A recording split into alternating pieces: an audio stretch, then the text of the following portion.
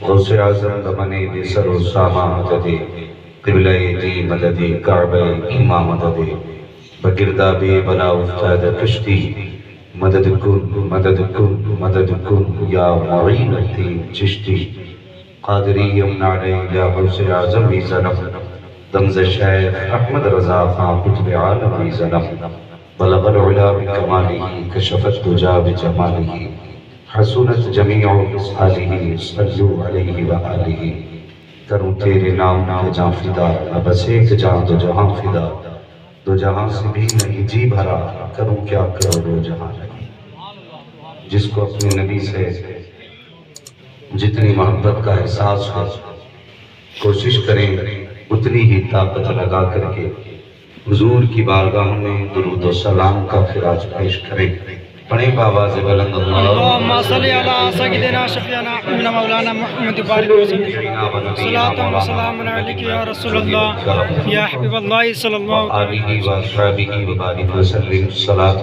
و سلام علیک یا رسول اللہ صلی اللہ تعالی علیہ وسلم۔ میں مبارکباد پیش کرتا ہوں اراکین کمیٹی بانیان جلسہ اور جملہ ان افراد کو جنہوں نے اس محفل کو سجانے میں کوششیں کی محنتیں کی اور وہ سبھی لوگ مبارکباد کے لائق ہیں جو دور دراز سے چل کر کے اس عظیم محفل میں تشریف لائے اپنے کریم رب کی بارگاہ میں دعا کرتے ہیں الہی ہر آنے والے کی محنت کرنے والے کی کوشش و کاوش کو اپنی بارگاہ میں قبول فرما آمین۔ یہ زمین بڑی بابرکت زمین ہے جس زمین پر بے شمار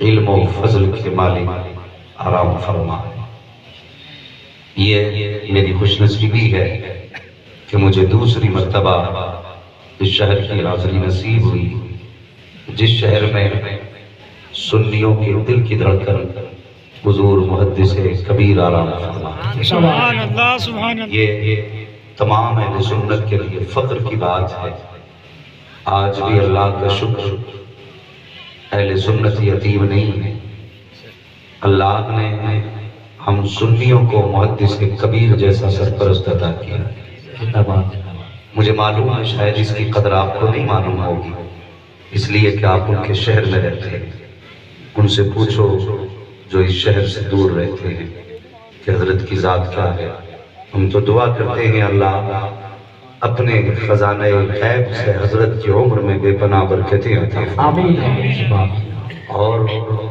الہی جب تک ہم زندہ رہیں ہمارے سر پر حضور محدث کبیر کا سایہ جلوہ فکر رہے عزیزان ملت اسلامیہ مغرب کے بعد بارش کا موسم رہا بھائی نورانی صاحب اور ان کے جملہ رفقا دوستو احباب پریشان تھے کہ اب کیا کیا جائے میں نے تو کہا پھر ہمیں چلے جانا چاہیے یہ کہنے لگے نہیں تھک کے آئے ہیں دور سے آئے ہیں آرام کر لیا جائے مگر سچ یہ ہے کہ تنکا بھی ہمارے تو ہلائے نہیں ملتا یہ تو ایک بادل ہے اگر وہ چاہیں تو ہزاروں بادل چھٹ جاتے ہیں بس جب تک رب چاہے تب تک یہ محفل چلے گی اور میری گزارش ہمیشہ کی طرح آپ لوگوں سے بھی یہی ہے جتنی دیر بھی گفتگو سنیں محبت اور دل کے ساتھ سنیں دل کے ساتھ سنیں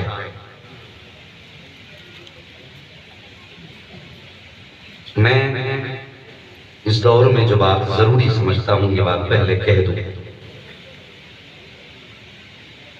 جو اس سال سب سے زیادہ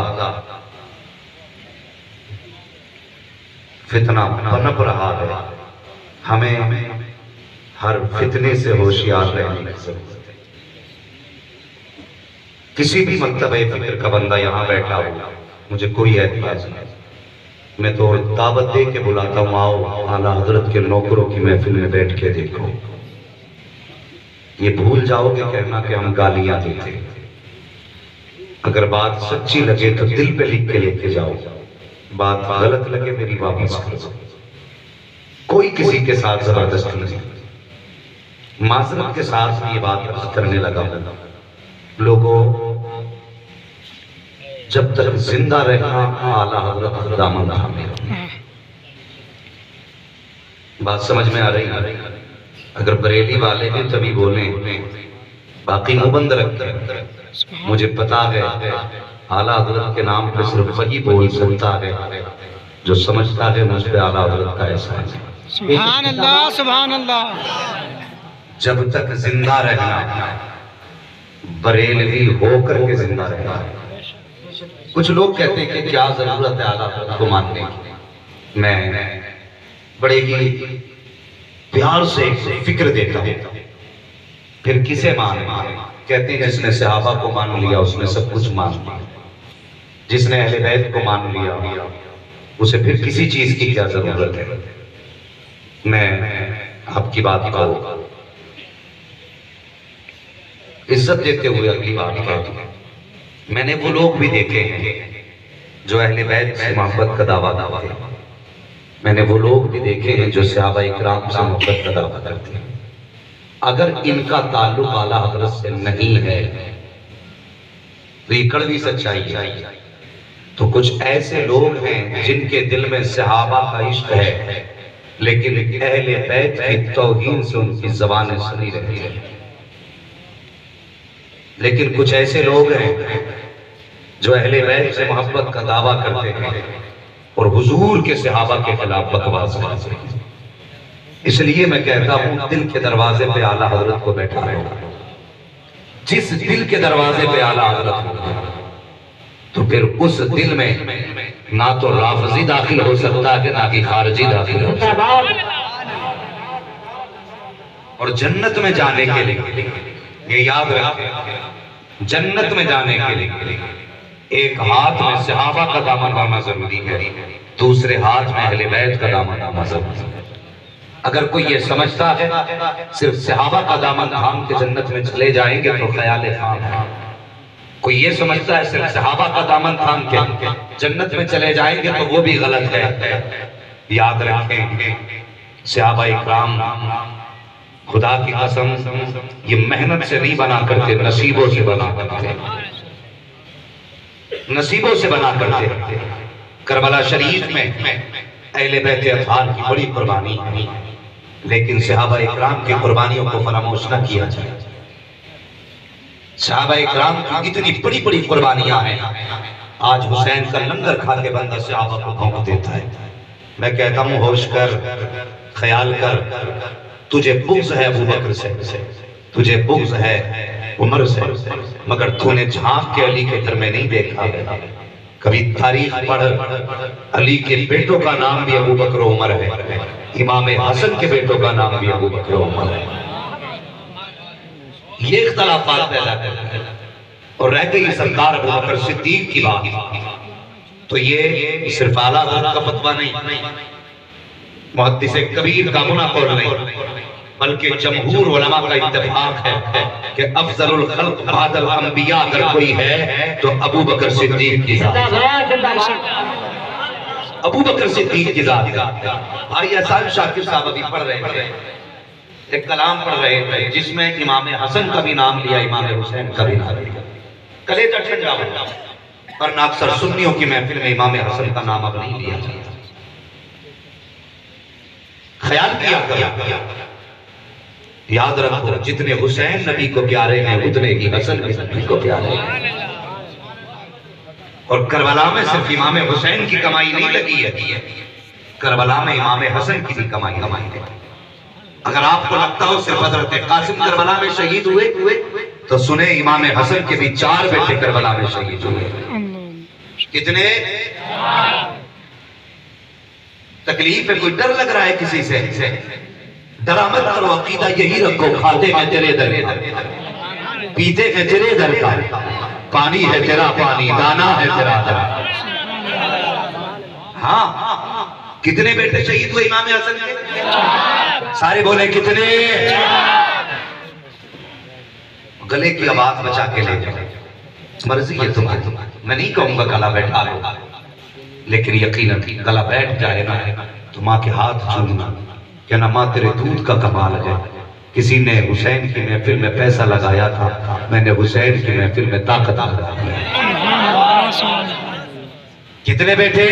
4۔ نام بتاؤں، قاسم بن حسن، عبداللہ بن حسن، ابو بکر بن حسن، عمر بن حسن، 4 بیٹے آپ کے کربلا میں شامل ہوئے۔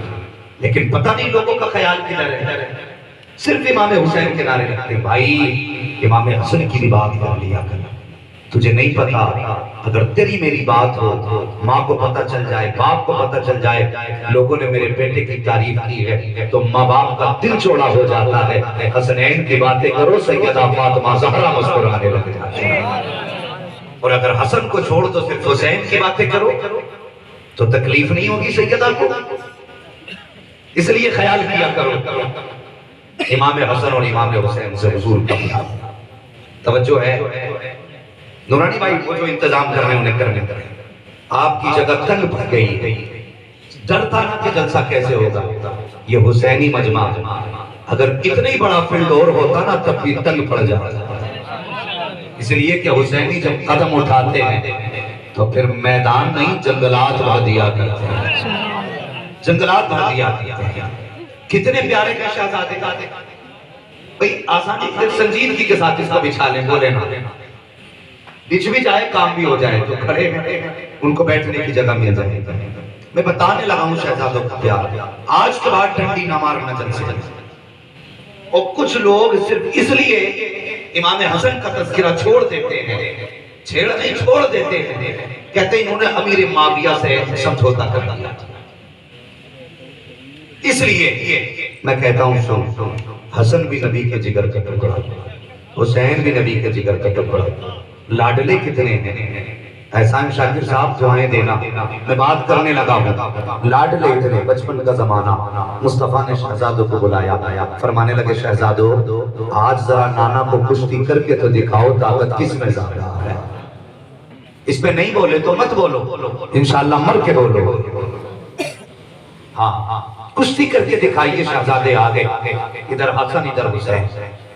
اب حضور نے جب شہزادوں کو کشتی کرائی تو آقا امام حسن سے کہہ رہے تھے حسن حسین کو کمر کی طرف سے پکڑو، حسین کو گردن کی طرف سے پکڑو، حسین کے بازوؤں کو پکڑو۔ پردے سے خاتون جنت دیکھ رہی کہتی ابا حسن بڑا ہے حسین چھوٹا ہے، اور اصول یہ ہے بڑے چھوٹوں کے ساتھ ہوتے ہیں، آپ ہیں کہ حسن کا ساتھ دے رہے ہیں، آپ کو حسین کا ساتھ دینا چاہیے۔ میرے مصطفیٰ مسکرائے، فرمانے لگے فاطمہ اگر میں حسن کے ساتھ ہوں تو حسین بھی اکیلا نہیں ہے، میں حسن کو داؤ بتا رہا ہوں، حسین کو جبریل امین داؤ بتا رہے ہیں۔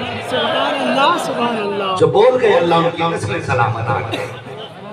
یہ لاڈلے ہیں مصطفیٰ کے، تو نے جلسوں میں ختم کر دیا، اور کچھ خانقاہوں نے اللہ معاف کرے، میں اس مبارک زمین سے اور اس لیے ذمہ داری کے ساتھ کہہ کے جا رہا ہوں، اس لیے کہ آج میرے سر پہ حضور محدث کبیر کا ہاتھ ہے، اور ورنہ اپنا بھی مزاج ہے، مزاج اپنا بھی میں آئینہ ہوں دکھاؤں گا داغ چہرے کے، جسے خراب لگے سامنے سے ہٹ جائے۔